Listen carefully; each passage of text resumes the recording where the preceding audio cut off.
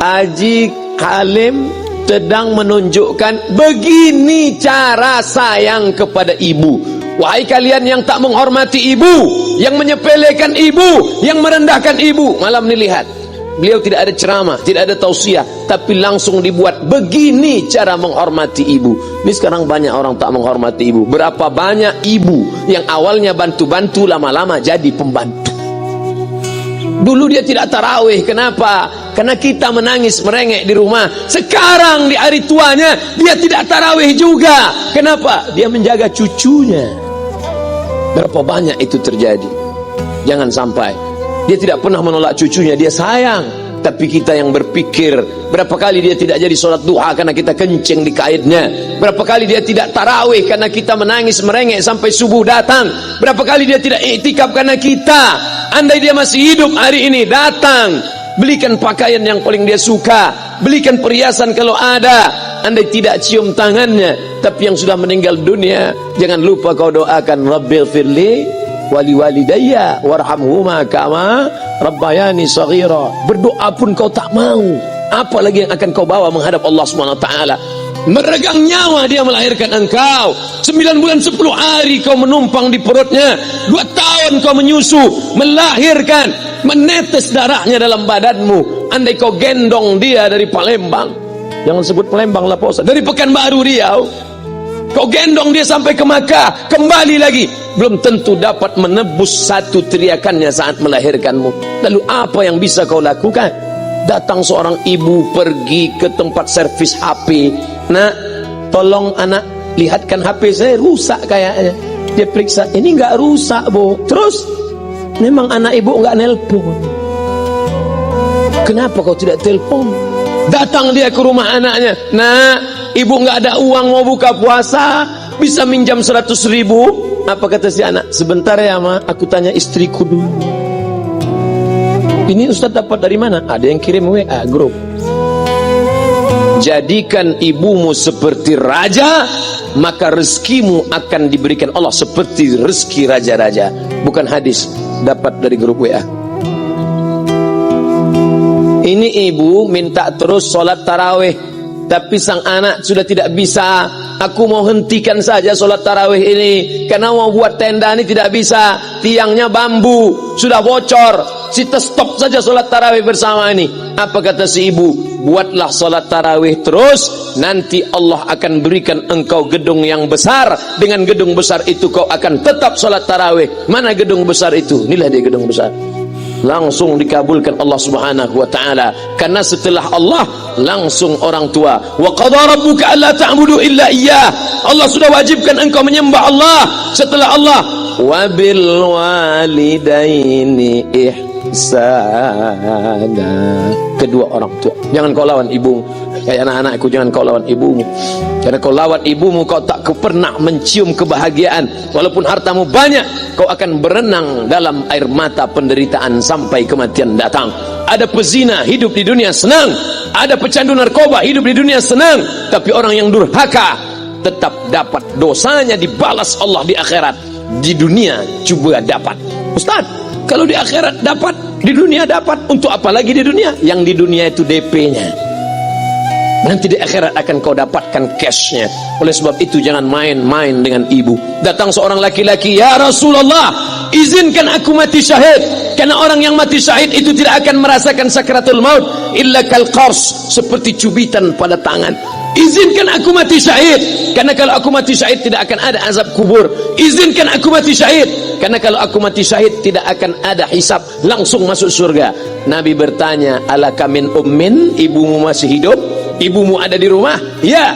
Ilzam rijlaiha fatammal jannah, urus tapak kakinya, akan kau dapati surga di sana. Tak perlu kau mati syahid, tapak kakinya kau urus, kau dapati surga di sana. Kalau tapak kakinya kau urus dapat surga, apalagi kau urus kepalanya, apalagi kau urus badannya. Pulang dari sini, urus ibumu, mandikan dia, belikan pakaian yang baik, cari makanan kesukaannya. Kalau dia sudah meninggal, maka kau datang ke sana, langsung dapat tisu. Bapak Ibu yang dimuliakan Allah Subhanahu wa taala. Ini Ustadz suaranya menggelegar nih, marah apa? Enggak, saya tak marah. Terus dikasih Haji Halim buka nasi kuning tadi. Makanya suara menggelegar. Dimasukkan Pak Kapolda daging sama ayam 3. Masya Allah, ini kari Palembang nih Pak Ustaz. Mantap, menggelegar suara kita di luar. Bapak Ibu yang dimuliakan Allah Subhanahu wa taala, datang seorang laki-laki, kata Nabi sallallahu alaihi wasallam, nanti akan ada laki-laki yang datang kemari minta doanya kabul. Sahabat heran, kami yang hidup sama Nabi, kami yang perang sama Nabi, kami yang jihad sama Nabi, kenapa mesti minta doa dia? Dia tidak pernah ketemu Nabi. Pokoknya nanti kalau dia datang, minta doa sama dia. Setelah Nabi SAW meninggal, barulah dia datang. Orang itu bernama Uwais Al-Qarni. Kenapa doanya makbul? Dia merawat ibunya. Kalau ibumu kau rawat, doamu dikabulkan Allah Subhanahu wa taala. Apa yang kita lihat malam ini adalah buah bakti kepada seorang ibu. Ya Rasulullah, man ahaqqun nas bi husni sahabati? Siapa yang paling layak mendapatkan baktiku? Ummuka. Siapa lagi? Ummuka. Siapa lagi? Ummuka. Ibumu. Summa man? Siapa lagi? Abuka. Kami, Ustadz, Jenderal Bintang 5, alim ulama, kami hanya dapat 1, sedangkan kalian ibu dapat 3. Ibumu. Kenapa ibu dapat 3? Karena ibu bisa melakukan 3. Ibu mengandung, ibu melahirkan, ibu menyusukan. Kalau bapak mau dapat 3, coba yang 3. Pulang dari sini, pergi ke tempat jual kelapa muda, beli 1. Jangan dibelah, ikat di perut 9 bulan 10 hari. Kalau mau merasakan melahirkan, pulang dari sini, pergi ke tempat jual mangga. Telan bulat-bulat, keluarkan bulat-bulat. Emang enak jadi perempuan. Mereka luar biasa. Tanya ibumu, berapa kali dia meninggalkan puasa Ramadan? Saat mengandung engkau, 30 hari dia tak puasa. Saat menyusukan tahun pertama, 30 hari dia tak puasa. Saat menyusukan tahun kedua, 30 hari dia tak puasa. Saat dia mau ganti qadha tahun berikutnya, adikmu menyusul. Hari ini dia belum mengqadha puasanya, dia terhutang di hadapan Allah. Lalu apa yang bisa kau lakukan? Malam ini betul-betul disadarkan. Alhamdulillah, ibu saya masih hidup, umurnya 70 tahun. Saya akan pulang dari kajian malam ini. Nampaknya malam ini saya yang ceramah, saya yang tausiah, tapi saya mengambil pelajaran. Pulang dari sini saya akan lebih sayang pada emak saya. Saya lebih cinta kepada ibu saya. Saya malu, saya hanya pandai berceramah, berkata, tapi orang sudah mengamalkannya langsung. Haji Halim membelikan gelang ibunya 2 kali sampai 4 kali setahun. Gelang cincin sudah dibelikan 2 bulan, hilang. Kemana? Ada orang susah tadi aku kasih. Ternyata itu yang membuat rezeki melimpah ruah. Maka rezeki buah yang sudah matang harus kita menjoloknya dengan apa? Dengan berbakti kepada ibu. Bapak Ibu yang dimuliakan Allah, saudara-saudaraku yang dimuliakan Allah Subhanahu wa taala. Ibu ini luar biasa. Sampai ibu, Ustaz jangan nunjuk pakai tangan kiri lah. Oke, pakai kanan. Ibu, andai ngomong ibu salah, tetap dikabulkan Allah Subhanahu wa taala. Ada seorang ibu memanggil anaknya, ya Juraij, wahai Juraij. Anaknya sedang beribadah. Ibadah pada Allah atau nyambut ucapan ibu? Allah lebih mulia, dia diam.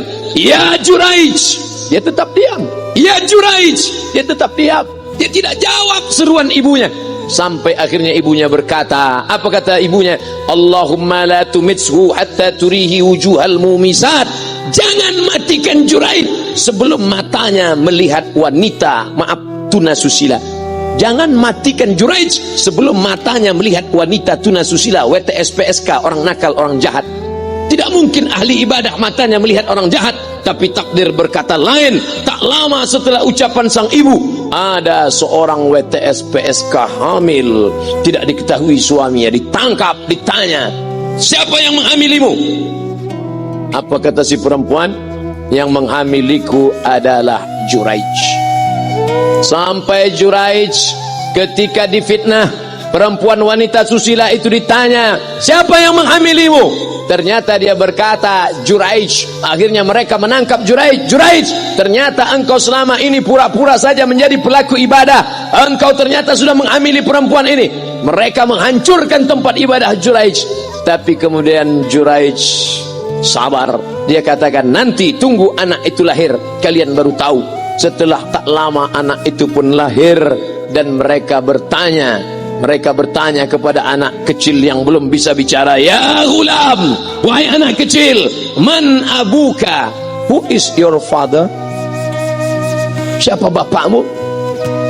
Hai anak kecil, siapa bapakmu? Juraij menusuk pusat anak itu dengan telunjuknya. Dia mau tunjukkan kepada orang ramai bahwa dia tidak salah, dia tidak pezina, dia tidak melakukan perbuatan dosa. Ya ghulam, hai anak kecil, man abuka, siapa bapakmu? Apa kata anak kecil itu? Cowboy, sapi, boy penjaga sapi, pengembala sapi. Bapakku pengembala sapi. Barulah orang Yahudi tahu ternyata ra'il ghanam, yang menghamili PSK perempuan jahat tadi adalah penggembala sapi. Lalu kenapa fitnah itu terjadi? Allah mengabulkan doa si ibu. Sebelum Juraij mati, matanya pernah melihat wanita tuna susila. Oleh sebab itu ibu jangan sampai kalau marah sama anak memanggil anak dengan kata-kata yang tak baik. Setan, hantu. Kalaupun marah panggil dia, calon wali kota, sini sebentar. Kalau marah betul, calon gubernur, sini sebentar. Doa ibu dikabulkan Allah Subhanahu wa taala. Saya setahun setiap bulan Februari ceramah di Kuala Lumpur seminggu.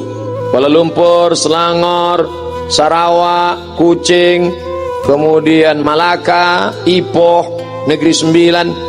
Ketika saya tausiah datang ibu-ibu makcik Malaysia. Assalamualaikum. Waalaikumsalam. Ustaz Somad. Ya. Saya nak jumpa dengan emak Ustaz. Loh, ngapa jumpa emak saya? Jumpa saya lah. Ustaz pasti dididik oleh seorang ibu. Saya ingin jumpa ibu Ustaz. Saya sangka dia mau jumpa saya. Ternyata ibu di tengah para habaib, diambil diri seorang profesor, dibalik diri seorang gubernur, wali kota, Kapolda. Di dalam diri mereka ini adalah orang-orang luar biasa, tapi dilahirkan oleh perempuan-perempuan yang super luar biasa. Betul? Mereka ini semua dibesarkan perempuan. Makanya ada ungkapan al-jannatu tahta aqdamil ummahat, surga di bawah telapak kaki ibu. Tapi ada yang mengatakan itu dulu Pak Ustaz, sekarang sudah berubah, surga di bawah telapak kaki babysitter. Karena banyak yang menitipkan anaknya kepada penitipan anak. Jangan bu, walaupun kau wanita karir, tidak seberapa itu. Tidak dapat kau tebus kehilangan masa-masa manja mereka dengan pendidikan. Ini banyak ibu-ibu sekarang sudah tidak lagi mengurus anaknya. Padahal 6 tahun pertama, the golden age, usia emas, ibu harus ikat hubungan emosional dengan anak. 2 tahun pertama susukan, 2 tahun kedua lompat-lompat, lari-lari, lucu-lucu. 2 tahun ketiga mulai menghafal surat-surat pendek. Umur 7 tahun baru dia sholat. Begitu sekarang banyak. 2 tahun pertama dia titipkan ke Al-Baqarah, sapi betina. 2 tahun kedua dia titipkan ke PAUD dan BUUD. 2 tahun ketiga dia titipkan ke TK. Akhirnya anak putus kontak. Setelah anak remaja baru ibunya nanya, Ustadz, kenapa anak saya lebih mau curhat sama pacarnya daripada sama saya? Karena anak sudah lost contact, putus hubungan dengan ibu. Itulah yang dulu dikejar dengan wanita karir. Pergi pagi pulang petang, peras keringat, banting tulang, tunggang langgang, lintang pukang. Tak dapat kau tebus dengan apapun. Oleh sebab itu, kalau kau sayang kepada mereka, besarkan mereka. Nanti setelah dia SMP, kau tetap bisa berkarir, tetap bisa apapun. Tapi usia emas ini tetap jaga mereka. Di balik anak-anak yang luar biasa, ada ibu yang luar biasa. Di